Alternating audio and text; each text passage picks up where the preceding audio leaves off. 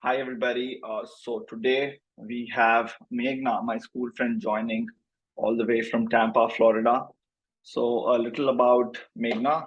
She's my school friend, and she is currently working as a UI designer in the US. I've known her since school, as I mentioned, and I've always seen her creative side. No wonder she's a great UI designer. So let's start this. Hi, Meghna. How are you doing? Hello, how are you? I am doing great.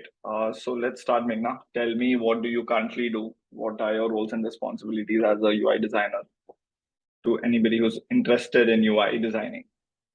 Sure. So, as you mentioned, I work as a UI designer for Aweber. Aweber actually provides an email marketing platform for small businesses so that they can grow their audience. As a UI designer, I obviously work on front-end tasks, design as well as development, since I have a background in computer science. Hmm. Aside from that, I also work on UX tasks, which is user experience tasks, improving the overall experience of our product. So it's basically a hybrid role, I would say, not just UI design, but predominantly I definitely stick to design. Uh, as Meghna mentioned, email based marketing. I am actually one of the customers of Aweber as well. I Yes. use Aweber's product to email my blogs, which I've not done yet, but I've got started and I have my subscriptions ready. So yeah, great product by the way. So Yeah. let's go back to your final year of engineering. That's where you started to prepare for your GRE. That's, by the way, when did you plan to do your master's? Was it clear when you joined engineering, or was it something that you understood that you have to do by the end of engineering? I was actually clear right from the beginning because I always knew that I wanted to study more, explore more options inside computer science. Computer science is a very broad field, and I always wanted to know more about it and not stick to one specific area in computer science, which is software development predominantly. Hmm. So yeah, like I wanted to explore more, do my master's and see what I actually enjoy doing.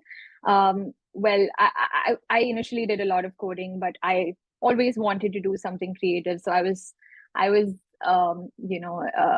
in the path of um, that was my idea of masters. Also like learning a lot about computer science, but also Hmm. exploring what I like. So when did you start preparing for your GRE? Did you I just write think GRE or did you write IELTS as well? yes, I obviously wrote my IELTS, but I didn't really prepare much for IELTS. I don't think anyone prepares a lot for IELTS, but for GRE, for GRE, I think I started preparing when I was in my 3-1, the third year, the first semester of my third year. Um, and I think I took my own sweet time to prepare and give my exam. Yeah, there was no rush because I had a lot of time. So yeah. Was University of South Florida in your top five when you Well, shortlisted your universities? not top five, of course, but I got into, I think, Why not? It's a more great than university. it is a great university. But when it comes to computer science, I think USF focuses a lot on research. It's great for someone who wants to get into PhD, do a lot of research. It's great for that. But otherwise, if you wanna explore more facets of computer science, I don't think it's the best university. I mean, there are many more where you can apply and get a lot more information from. But overall, USF had been really good with me. It was really it was an experience because the first semester that I was here, it was all okay, everything was normal. But then from my second semester, the COVID hit, and it was like a complete online experience. So yeah, it was an experience. So you did not get So the yeah. campus life. Well, not completely, but again, there's also the bright side of COVID for me, which was I got to learn about UI/UX a lot more in that 1 year. I had so much more time to start building the foundations since I was just basically at home. So So yeah. while we're talking about it, did you always think that you wanted to become a UI/UX designer when you joined USF, or was there a shift in your interest as you were pursuing your degree in computer science?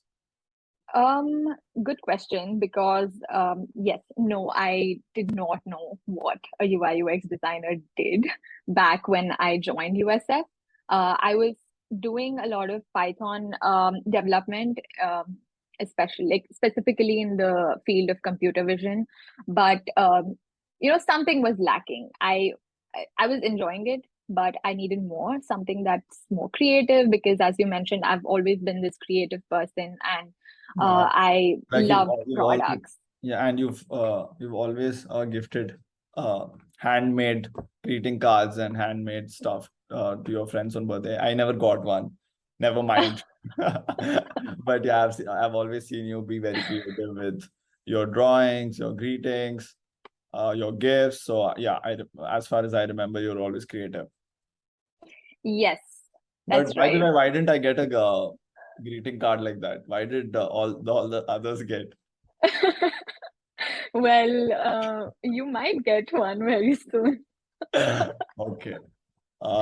Yeah. So, tell me, what did you do to get into UI/UX? If somebody's interested, what extra effort did you put into that field, just so that you can put it in your resume that you know UI/UX? Yeah. Okay. To be honest, I did not have any mentors back then. I was literally on my own. Um, I did not have friends who were into UI/UX design, or nor I Have no friends in I general. no, yeah, like that would be a good one, but yeah, that's a sad one. But yeah, in general, no friends. Just kidding. Okay, so getting back to UI/UX. So as I said, I was on my own, but it's a good thing when you're on your own. You take up more responsibility, and you're accountable for what you learn and how you apply what you learn in your work. So it was all YouTube and online courses, everything. Did you I get certified in anything?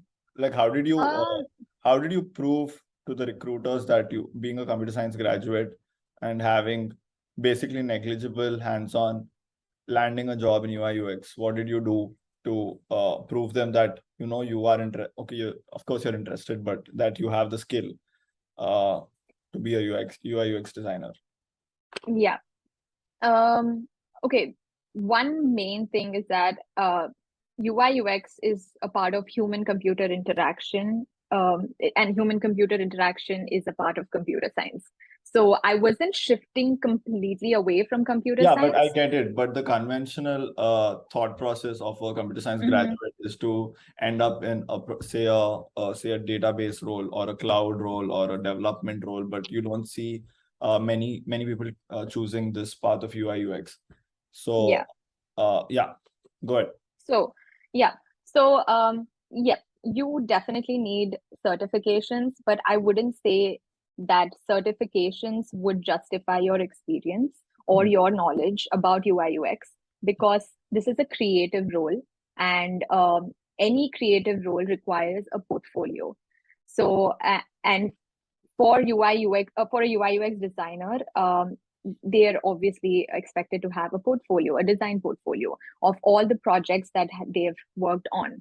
Now, to decide on a project, you have to define design problems, and all of this was all the knowledge related to the design projects was achieved from YouTube and online courses. So in the beginning, I started off by learning design tools. So there's Adobe Suite. There's XD, which is predominantly used for UI UX design. And there's Figma, and there's Sketch and some other tools as well. I started off with that, but I that's only for design.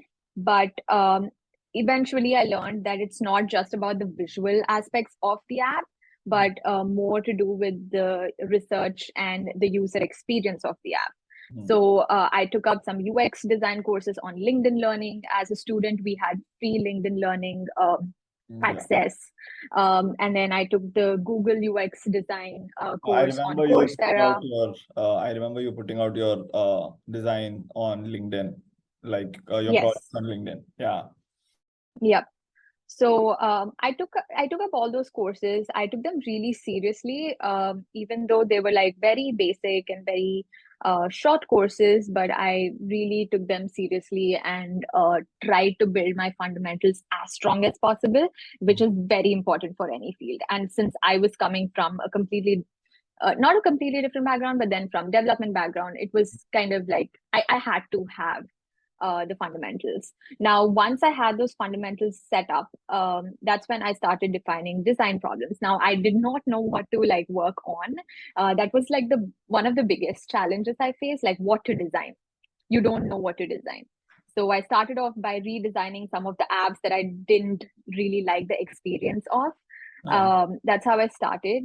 But as I kept just learning more about UI UX design, exploring more platforms, looking at some examples of the portfolios, I understood. I kind of knew what I was getting into, and yeah, it's been a journey. I wouldn't say that it just clicked in one go. It took me a lot of patience and time to get where I am. And yeah, you know, you just need to have patience to learn more and give more in terms of design. So one more fun fact. When Meghna was job hunting, Meghna used to call me whenever whenever it was getting overwhelming. And yeah, I remember Meghna in that phase. But yeah, great. Then I think in the next few weeks, she landed a job, and yeah, in UI UX, the place Without any experience. yeah. Can you please mention that? Yeah.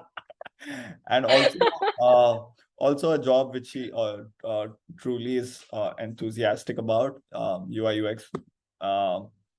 Yeah, and tell me, how was your job hunting process? How did you land in Aweber? Well, Is it Aweber or is it Auber? Or no, or whatever. Aweber. Okay. Well, my job hunt was pretty exciting, to be honest, because it didn't really feel like um, a huge thing. Like, obviously, I had to get a job, but um, it was very exciting. Like, I always wanted to give interviews, and I was waiting so that I get an interview and I talk to more people. That is what I wanted. Like, I wasn't even thinking about the outcome. I just wanted to give interviews, talk to people in who are in the field of UI UX design, and get to know more about what they think about my work, my projects, and take feedback from them, because that was very important for me, since I did not have any proper mentorship. Since I did everything on my own, I was just waiting to, you know, have conversations with UI UX designers. But coming from a place where I have no experience, even in the like, I've never worked in India, so I just got out of college and joined my master's. So it was very difficult, just getting interviews initially, but yeah, you just have to change your perspective sometimes. How did you apply? Just randomly applied for companies which had vacancies, LinkedIn? Yes. How did you do it? Yes, LinkedIn and other job search platforms.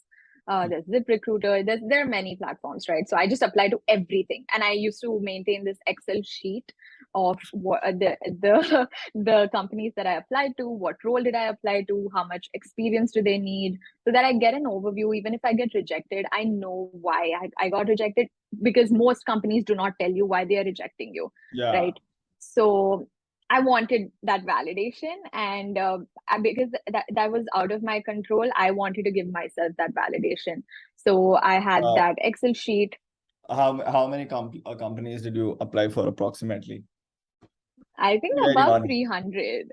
Oh, and how many Yeah, how many replies did you get? I think about Approx. 6. 6. And Yeah, you 6.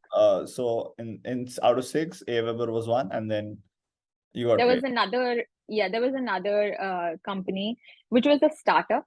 Hmm. It was pretty exciting. They predominantly worked on UI design projects. But again, like, since it was a very small company, I always wanted to work in a, not like not like a huge firm, but at least Got it. at a company where there's a design team, there's engineers who I can communicate with, and all that. So which is why I chose AWeber. Got it. So how do you like your work now? How's your team? Oh, I love it. My team is just amazing. Like, I do not have complaints at all. I have something new to do every single day, which Is I it because really this is look going on forward a to. are you telling are you telling that because this is going on YouTube, or are you genuinely telling me? Never know. No. So if anybody wants to get into UI UX, so you are basically telling that you have to get your hands dirty, probably make a few portfolios, and have something ready to show it to the recruiters if they ask for it. Which I think, by the way, did AWeber ask for any of your portfolios or any of the projects you worked on your own during your Yes. interviews? How was the interview process? Tell me about that. So the interview process was pretty not very intense, actually. No, I mean, not intense, but wasn't very extensive. It was all right. How many rounds? I think 4. 4 We had rounds. 4 rounds, Fair and enough. then the first round obviously was a design challenge, where they gave me a design problem and asked me to solve that problem. And create this mock-up, a UI mock-up, and explain that mock-up. So that was the design challenge. And I remember my manager telling me that they got more than 200 applications, and they've sent the design challenge to I think at least 100 of them. And after I was done with the design challenge, I got finalized for the design interview with my manager. So that's when he asked me to explain more about the solution that I designed, to talk more about it. And as a designer, you should be able to talk about the solutions that you're designing, and that is more important. You need to be able to explain it to the client, as to why you have done certain things. So that was that. And aside from that, he also looked at my portfolio, my projects, and asked me to explain one of my favorite projects amongst all of them that I put up in the portfolio. And it was like a case study along with the design. So I went through all of that with him, and he asked me a few questions, and that's how the design interview went. It was really good. And then it was the HR interview, like, you have your behavioral questions and everything. So that also went very well. Yeah, and then we had a few rounds of verification and stuff. Okay. And that's it. Yeah. Wow. Seems like a intense journey you had from being a computer science graduate to a UI UX designer. Yes. But the good thing is that I also get to work on engineering tasks, and I, I mean, like, I just feel like I have more control over the communication that I have between me or the design team and the engineering team. So it makes it easier for me to think both ways, and it's always helpful. Yeah. Yeah, so you're on both sides. So do you get to tell the engineering team if they've messed up when it comes to design? low likes, like when you click button, Well, it is not no, yes. doing what it's supposed to do, and it is redirecting you to a different page or a different link. No, of course. They always ask for feedback. Okay. And yeah, I keep reviewing their Do they comments. do you? Do they tell that your design sucks or something?